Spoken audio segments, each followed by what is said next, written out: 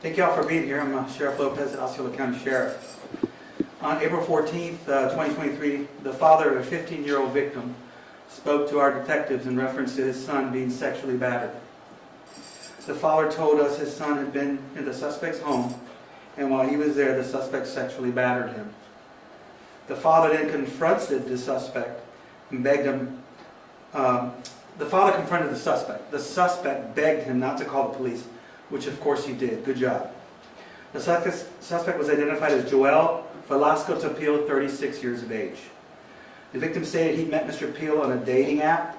Mr. Tapil and the victim met at his residence, and Mr. Tapil then began kissing him.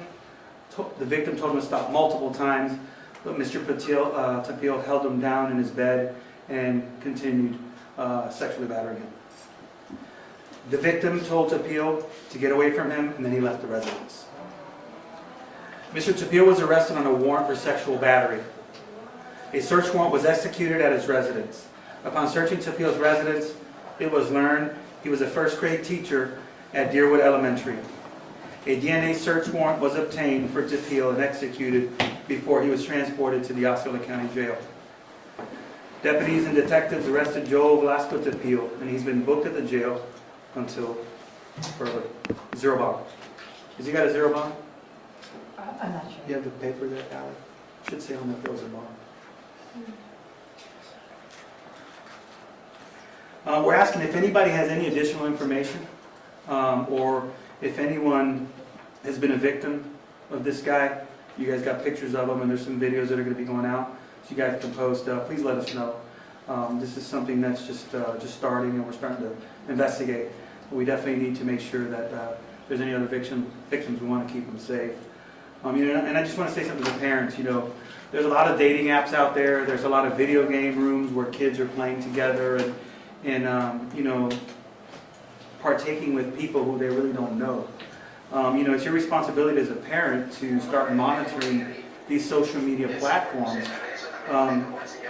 Take care. That's funny.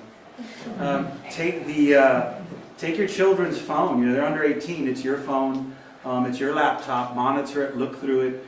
Make sure they're not doing anything that they're going to regret. You're going to regret in the future, and they might need some protection from. And I'll take some questions. Sheriff, how old was the victim in this case, and what was the app that they were communicating on? He was 15 years old, and it was an app called Grindr.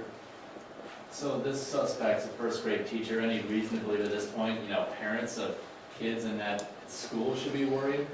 Like I said, this is we just arrested him.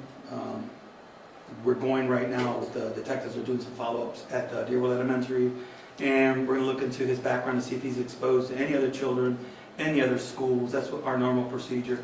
And like I said, any other additional information that comes forward, we will be bringing it to light immediately. The Grindr is an app for people 18 and up. Did he know that he was communicating with a 15-year-old child on that? Well, as an adult, the law doesn't say that, you have to know age differences. The law says you got to make sure that this kid is at least 18 and up on these applications. I'm sorry.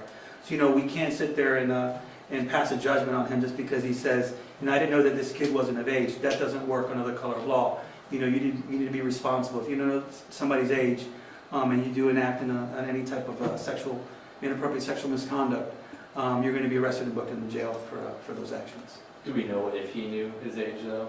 I don't know at this point.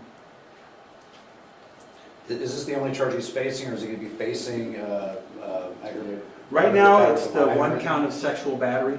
Like I said, if any additional information arises, once we start looking into the school and anything else he might have been involved in, then further charges could come out. We're just waiting for the investigation to be concluded. And I understand he was part of the group of teachers that was brought in to help with the school system deal with the lack of teachers that they brought in a couple years ago.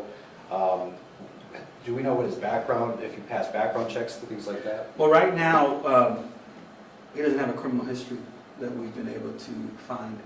But there are some concerns because we're seeing a rise in this, especially here in Osceola County, where we saw that coach was involved with in an inappropriate relationship with females. I don't know if it's a background check issue. Sometimes these people just have these dark monsters in their little brains, and they're very hard to detect. But we really need to start looking at this a little bit deeper and see if we can find out some reasoning on why, one, breaking through this and doing these kind of things is too many. And now we're seeing it's trending, and especially the internet. You got a lot of children that are being unsupervised going on all kind of apps. Like I said before, game apps, websites. It could be anybody. You could be an adult and start a relationship with someone on a dating app. You don't know who's on that other side. It could be a monster, it could be a rapist, it could be a murderer. So, I don't recommend this to anybody, but, as adults, you choose what you want to do. But as a minor, we're going to protect you, and if you do violate any minors, we're going to arrest you and put you in jail. Oh, who wants the Spanish? En abril 14, 2023, el papá de la víctima, que tiene 15 años, habló con los oficiales detectives porque un individuo lo había agredido sexualmente.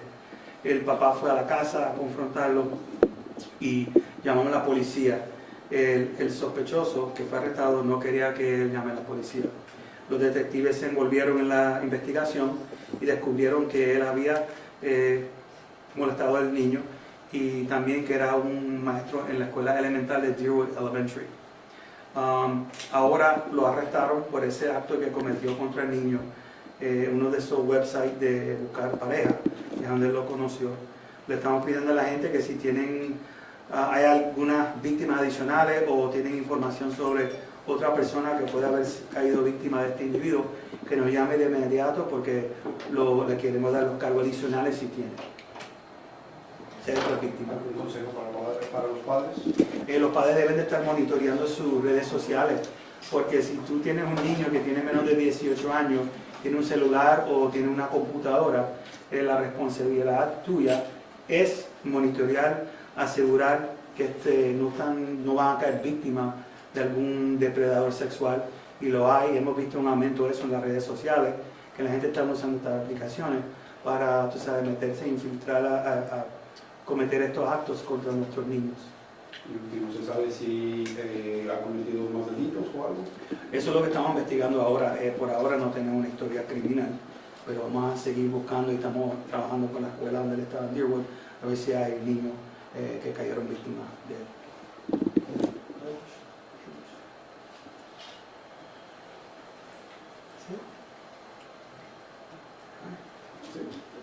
Thank you. I want to thank these people. I'm sorry, they did also tunnel vision. They do all the work. And I said it before. We have a great team of detectives and law enforcement officers that investigate these cases. And like I said, they see things that they can never unsee.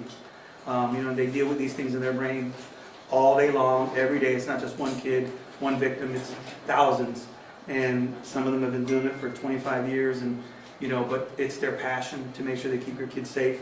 So these are the real heroes behind the badge that we got to look at and thank for exposing themselves to these things that you just, there's just things that you're never going to be able to unsee, and they could be pretty traumatic to normal people, but it's their dedication and their strength to really want to take care of our children is what keeps them driving and moving forward, their moms, their dads, and we want to make sure that we always thank the people who are behind the scenes putting all this work together. Will this have any effect on his visa?